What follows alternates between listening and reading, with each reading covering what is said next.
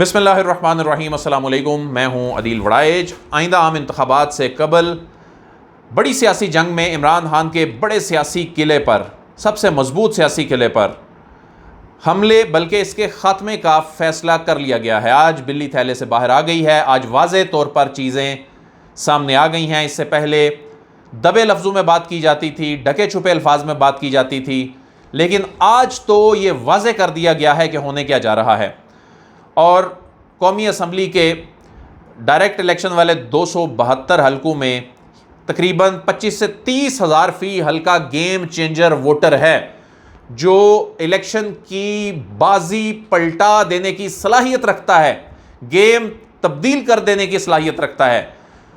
उन वोटर्स को सिस्टम से बाहर निकालने की तैयारी मुकम्मल कर ली गई है।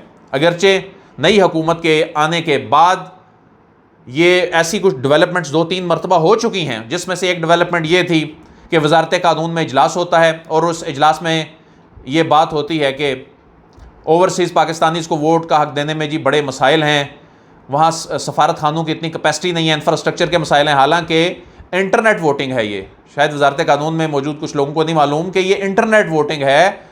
और इंटरनेट वोटिंग घर में बैठ के, एक अथेंटिकेशन का इसका प्रोसेस है, सिक्योर तरीके से घर में बैठ के वोटिंग देनी है, सफारत खाने में तो जाना ही नहीं, इसलिए इसका नाम इंटरनेट वोटिंग है।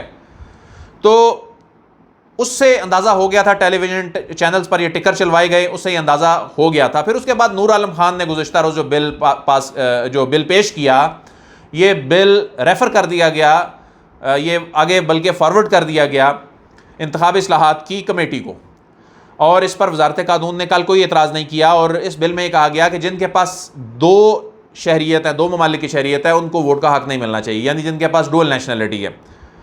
तो ये भी एक इंडिकेशन थी। लेकिन आज तो वाज़े तौर पर यह बता दिया गया कि हमने फ़ैसला क्या किया है कि इन वोटर्स को, ये जो तकरीबन 80 से 90 लाख के करीब वोटर बनते हैं, इन वोटर्स को सिस्टम से आउट करने के हवाले से, सिस्टम से आउट करना इसलिए मैं कह रहा हूँ कि कानून में इनको हक दे दिया गया है। इमरान खान हुकूमत में आखिरी दौर में ये कानून बन गया था कि जनरल इलेक्शन में ओवरसीज़ पाकिस्तानियों को वोट का हक देना है, वोट की सहूलत देनी है। अब इसमें आसिफ अली जरदारी साहब की आज की जो प्रेस कॉन्फ्रेंस है, उस प्रेस कॉन्फ्रेंस में 1-2 नहीं बल्कि 3-4 मरतबा इस मामले पे बात की गई, और आज सूरत-ए-हाल वाज़े हो गई कि आइंदा आम इंतखाबात में समंदर पार पाकिस्तानियों को बैरून मुल्क बैठकर वोट का हक नहीं मिल रहा। ये बड़ी डेवलपमेंट है। इससे पहले ये चीज़ें ढके छुपे अल्फाज में बात होती थी, लेकिन आज ये सूरत-ए-हाल वाज़े हो गई है। बल्कि ओवरसीज़ पाकिस्तानियों के लिए एक नया प्लान है, जो कि मैं समझता हूँ कि ये भी एक इंतहाई हैरानकुन प्लान है, जो पाकिस्तान तहरीक इंसाफ को भी किसी सूरत सूट नहीं करता। ये प्लान इस अंदाज में बनाया गया है कि अगर हम जीत जाएं, अगर ये जमातें जीत जाएं या कोई भी जमात जीत जाए, तो जीतने के बाद हमारी जितनी सीटें बने, उन सीटों पर इनको कोई कोटा इनकी नशिस्तों पर दे दिया जाए, मखसूस नशिस्तें इनके लिए मुख्तस कर दी जाएं, जिस तरह ख़वातीन की और अक़लियतों की नशिस्तें जो हैं वो मुख्तस की जाती हैं कि जितने डायरेक्ट इलेक्शन से जीत कर आएँ, उनको डायरेक्ट इलेक्शन से जीती हुई सीटों की परसेंटेज के मुताबिक ये सीटें दे दी जाएँ। ये प्लान तैयार किया गया। बहरहाल ओवरसीज़ पाकिस्तानियों के वोट के हक़ से मुतल्लिक़ जरदारी साहब फरमाते हैं कि पहले उन्होंने कहा कि हमने कब कहा कि हम इलेक्शन से डरते हैं, हमारा गेम प्लान इलेक्टोरल रिफॉर्म्स हैं, और इलेक्टोरल रिफॉर्म, नैब रिफॉर्म, मुआशी रिफॉर्म। लेकिन उन्होंने आगे चलकर सिर्फ इलेक्टोरल रिफॉर्म पर ज़्यादा फोकस किया। उन्होंने कहा कि मियाँ साहब से रात ही बात हुई है, और जैसे ही रिफॉर्म्स पूरे होते हैं हम इलेक्शन में चले जाएंगे। और इसमें उन्होंने कहा कि हमने और नून लीग ने फ़ैसला किया है कि जब तक इलेक्टोरल रिफॉर्म नहीं कर लेते, यानी कानून में हम तब्दीली ले आएँ, समंदर पार पाकिस्तानियों से मुतल्लिक डिसीजन ले लें, तो हमें कोई एतराज़ नहीं। यानी इलेक्टोरल रिफॉर्म का मतलब सिर्फ समंदर पार पाकिस्तानियों से मुतल्लिक डिसीजन है। इलेक्टोरल रिफॉर्म का मतलब, बल्कि मैं समझता हूँ ईवीएम भी इतना बड़ा मसला नहीं है इन जमातों के लिए। ईवीएम से ठीक है ठप्पा कल्चर का खात्मा होगा, लेकिन ईवीएम ये थ्रेट नहीं है, ये जमातें समझती हैं। अब तो बल्कि ये वाज़े हो गया है। पहले तो हम भी इसको एक तजिए के तौर पर पेश करते थे कि ये जमातें समझती हैं कि ओवरसीज़ पाकिस्तानी इमरान खान के वोटर हैं, बल्कि अब तो ये खुद मान रहे हैं कि ओवरसीज़ पाकिस्तानियों की अक्सरियत इमरान खान की वोटर है।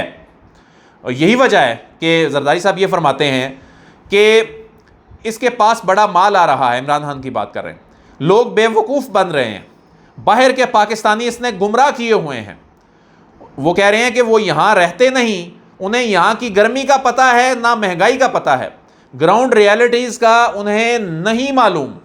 तो इसमें वो मज़ीद आगे जाके कहते हैं कि कानून तो बनाने दो, इस कानून पर ही तो सारा झगड़ा है। यानी इलेक्शन एक्ट पर झगड़ा किस बात पे है? इलेक्शन एक्ट 2017 जो मेन 2018 से पहले कानून बना था, असल में उसकी बात नहीं है, क्योंकि वो तो तमाम जमातों ने बैठकर बनाया था। उस पर 2018 के इलेक्शन हुए, उसमें सवाए आरटीएस के किसी बात पर एतराज़ नहीं आया और बाद में आरटीएस को सब भूल गए। इसका मतलब है आरटीएस, बल्कि मैं तो खुद चूंकि उस वक्त इलेक्शन को कवर कर रहा था, इलेक्शन कमीशन ऑफ पाकिस्तान में आरटीएस के सारे डेवलपमेंट्स ये हमारे सामने आरटीएस पे नताइज आ रहे थे। और जिस अंदाज में आरटीएस को जोड़ा जाता है धांधली से, ऐसा बिल्कुल नहीं है।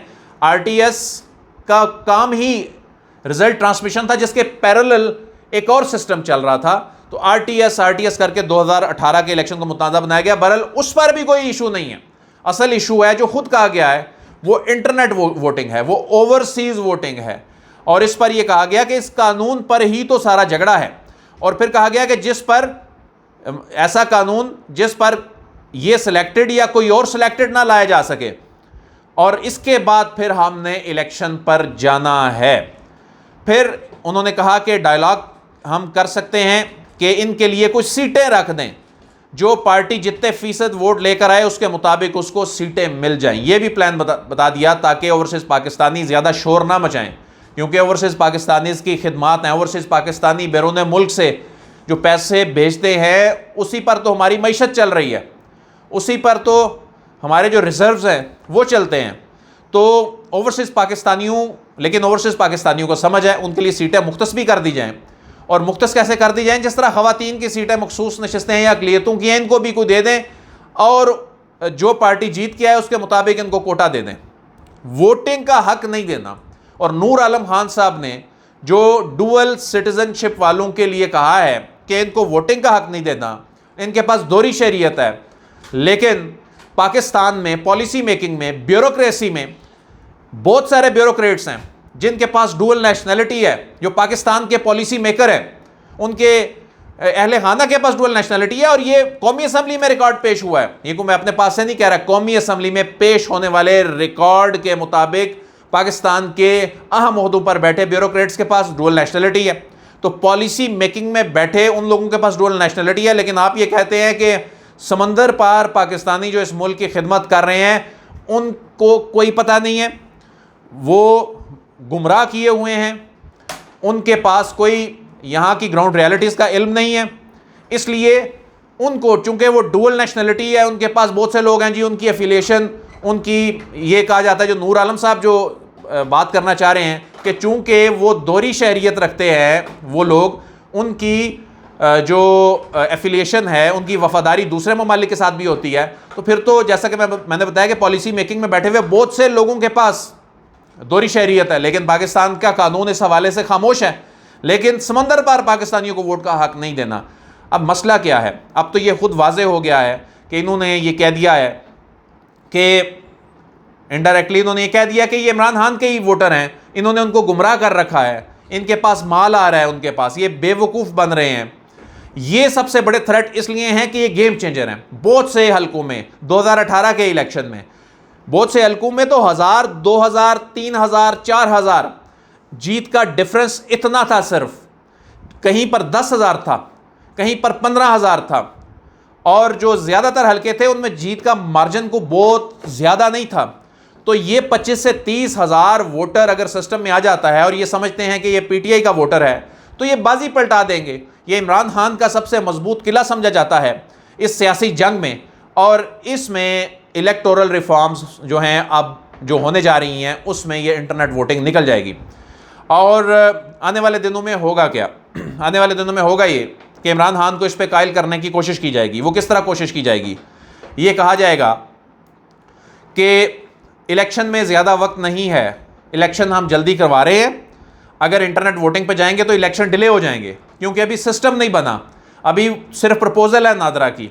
इलेक्शन कमीशन ने अभी पायलट प्रोजेक्ट नहीं किया, इलेक्शन कमीशन ने अभी पायलट टेस्टिंग नहीं की, वो बड़े पैमाने पर होनी है। इसलिए बड़े पैमाने पर होनी है तो मुल्क भर में कौमी और सूबाई असम्बली के हलकों में इसको पहली मरतबा ही इंस्टॉल नहीं किया जा सकता, इसको एग्जीक्यूट नहीं किया जा सकता।